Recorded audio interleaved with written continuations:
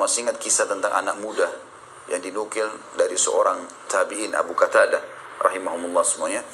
Dia seorang panglima perang.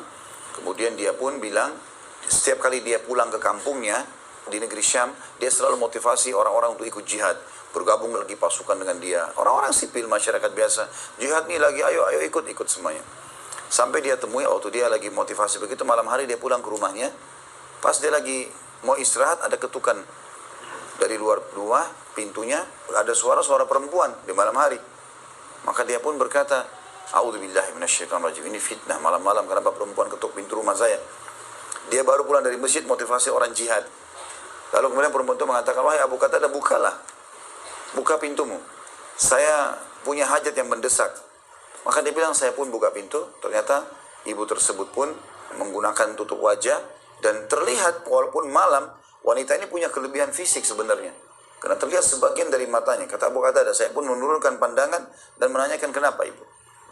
Dia bilang, saya termotivasi dengan Anda karena Anda motivasi kami untuk jihad, untuk perang. Maka saya perempuan, tidak bisa saya ikut secara fisik. Saya tidak mampu untuk itu. Tapi saya punya rambut yang sangat indah dan sangat kuat. Rambutnya panjang sekali.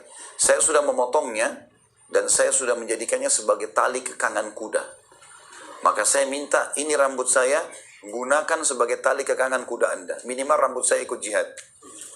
Maka Abu Qatadah mengatakan, saya kagum betul sama ibu ini. Bagaimana semangatnya kan? Lalu kemudian kata Abu Qatadah, baiklah. Kata ibu tersebut, sebentar, ada lagi satu. Ada satu buah hati saya, anak saya. Saya sangat sayang dengan dia. Dan dia mirip sekali dengan ayahnya. Ayahnya sudah mati syahid. Anak ini secara fisik, semua semangat, keberanian ikut ayahnya. Tolong jangan engkau tolak besok dia ikut. Karena umurnya masih 17 tahun. Kata Abu Qatadah, baiklah. Besok pagi habis sholat subuh, habis duha, pasukan dimotivasi, kumpullah semua untuk bergerak.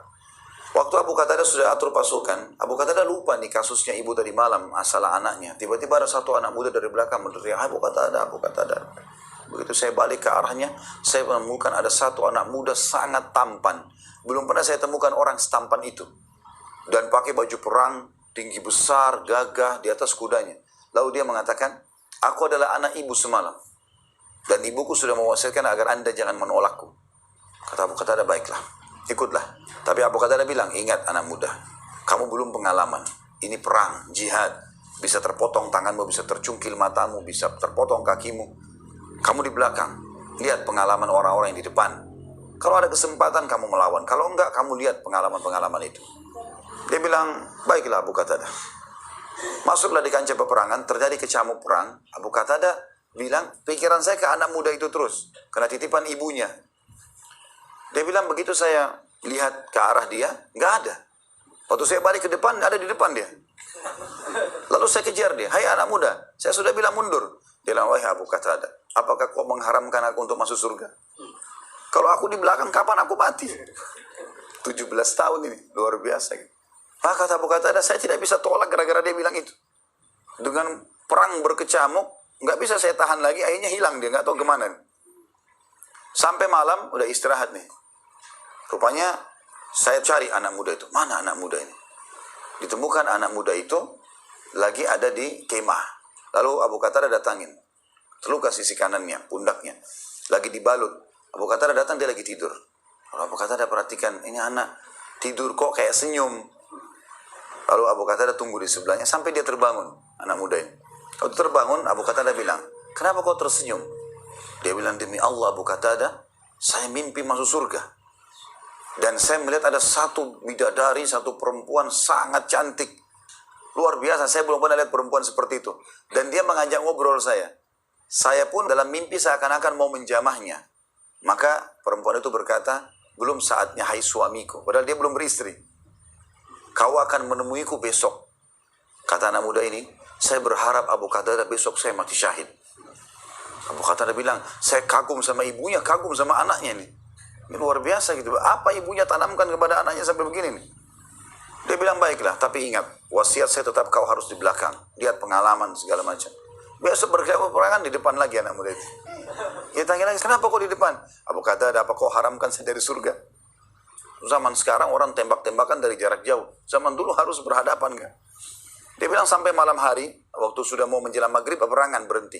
Semua masing-masing dua pasukan mengumpulkan jenazah-jenazah. Saya terus cari anak muda itu. Ternyata saya temukan anak muda itu berada di antara kumpulan jenazah-jenazah.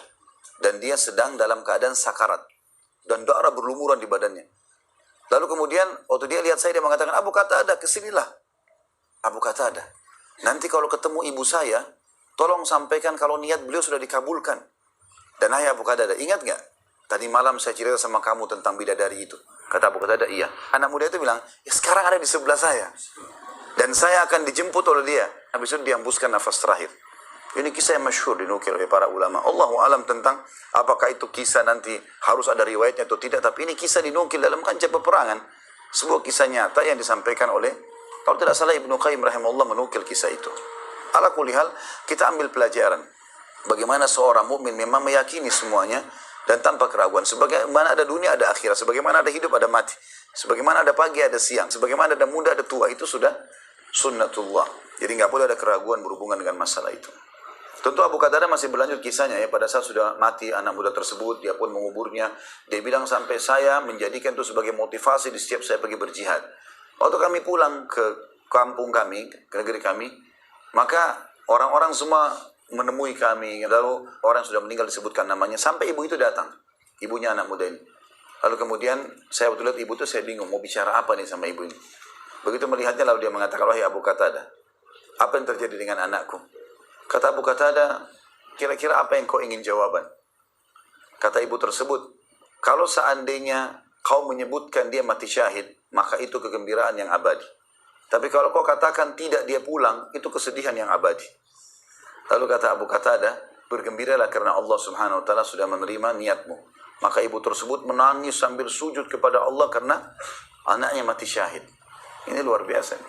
Berapa banyak ibu-ibu sekarang yang anaknya mau ke masjid, jangan nak, nggak usah ke masjid. Hujan, kasihan. Bagaimana kalau jihad? Masuk pesantren, jangan jauh dari orang tua, padahal belajar Al-Quran dan Sunnah. Seperti itulah. Jadi banyak sekali. Kemudian juga para sahabat kalau berhubungan dengan surga. Bukankah banyak sahabat yang meninggal dunia lalu Nabi SAW pastikan kalau mereka masuk surga. Di antaranya Hanzalah radhiyallahu anhu. Pada saat dia menikah, hari Jumat malam, selesai menikah, dia belum bergaul sama istrinya. Subuh, pulang dari masjid habis sholat subuh hari Sabtu, dia berhubungan biologis sama istrinya. Pengantin baru. Masih dalam keadaan junub, belum mandi, dia sempat mau istirahat, terdengar panggilan jihad. Maka dia pun dalam kondisi junub, pakai baju perangnya langsung ikut. Hari Sabtu itu. Ternyata waktu masuk di kancah Uhud, dia termasuk orang-orang yang pertama mati syahid. Waktu selesai peperangan, dikumpul jenazah muslimin, khusus jenazahnya ini, Nabi SAW melihat ke arahnya lalu mengalihkan kembali pandangannya. Kata para sahabat, ya Rasulullah, kenapa ada apa? Yang lain Nabi lihat-lihatin semuanya. Kenapa kok ini enggak Nabi alihkan pandangannya? Kata Nabi SAW, aku diperlihatkan istrinya dari bidadari menjemputnya. Jadi interaksi sama ahli surga sudah ada. Sudah luar biasa gitu.